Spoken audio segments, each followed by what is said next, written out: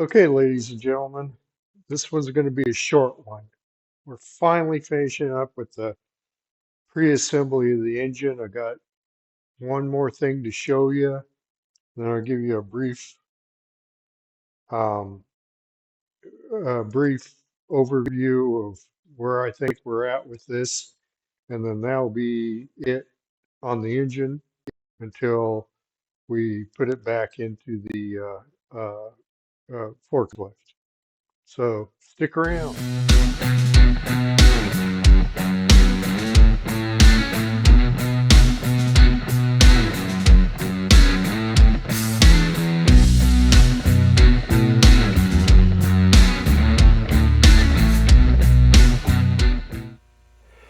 When I first got the forklift, it had this filter in it, and it sat on this. Now, this was not here. I tried welding that on. I'll show you why in a minute, but it basically just sat in there, kind of like that. I don't know what sealed it off or whatever. I tried what I ended up doing is I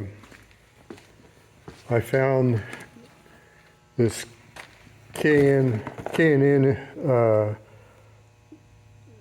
RU-2580. Okay, and so what I tried to do initially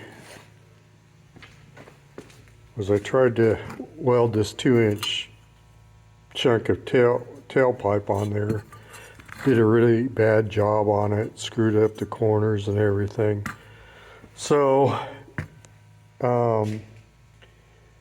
I didn't really like that.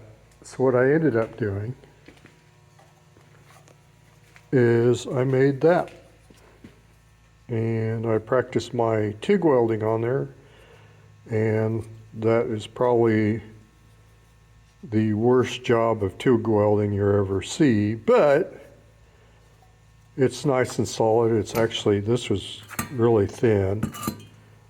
It's nice and solid. I put some larger holes. This had these little things here, and then it pulled up through the top because this is what sits on top of it, and this will sit like that. So I'm going to go ahead and put that on now and hopefully finish that up. All right, here it is installed. It's on this bracket that came out here. You can see air comes in there, and then of course I drilled those holes in the bottom. Now what this is, when I got the forklift, the air filter was not hooked up. So what this is this is a piece of flexible PVC made for air intakes. Then what I had to do here is I printed a reducer off of here, and then I printed this reducer to an 90-degree elbow. I 3D printed those out of using PETG. I'm hoping that the heat won't melt those. If it does, I'll reprint them using something else. But anyway, that turned out pretty good. You can see the lid clips on there, and there's the K&N filter. And so that should be good probably for the life of the forklift. Okay, here's where we are. We're finally at the point where the engine's pre-assembly on the engine is finished. If you recall, we rebuilt the water pump, generator, starter, the hydraulic pump. We did a quick rebuild on the Continental 91 engine. Re-ringed it, surface milled the head and the block, new bearings, and uh, the carb was rebuilt earlier. Um, I made the new mount for the air filter, and we got that installed. We rebuilt the distributor, and also put a new old stock vaporizer in it. So hopefully it's going to run good. Now, am I sure that, or am I 100% confident? If you remember on the second rod bearing, I had to remove that, replace it with a different one. Hopefully I got that good, set up good. Um, I'm 95 to 98% confident everything's going to work okay on it. But will it work? I don't know.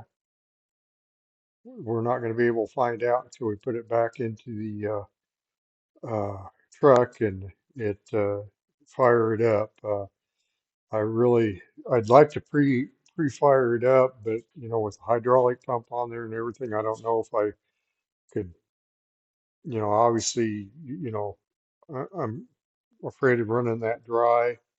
Uh, will the fix I did on the water pump work with the JB weld? Again, I don't know. I hope it does. And I think we got the head gasket all straightened out, got a new one, got the correct one on there.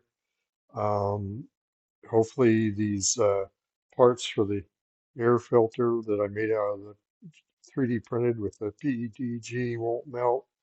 We'll find out. Um, Once I get it started, I'll have to adjust the governor. I still have to warm it up a little bit and adjust the valves on it. Um, and I still don't know. If you remember when I started all this, I had trouble. I could get it to start and run, but once it got warmed up, if I shut it off, couldn't get it to start again. So I'm hoping that turns out to be the vaporizer. But, I rebuilt the carb and I think I got it rebuilt correctly.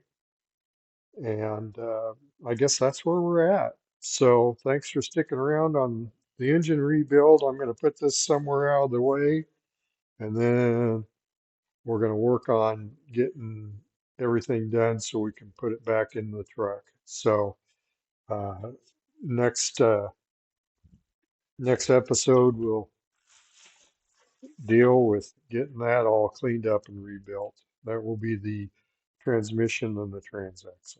So until next time, please like and subscribe. I really appreciate comments. I'm no expert in this, and if anybody sees something, point it out to me. I'm not going to be offended. So, till next time, have a great day.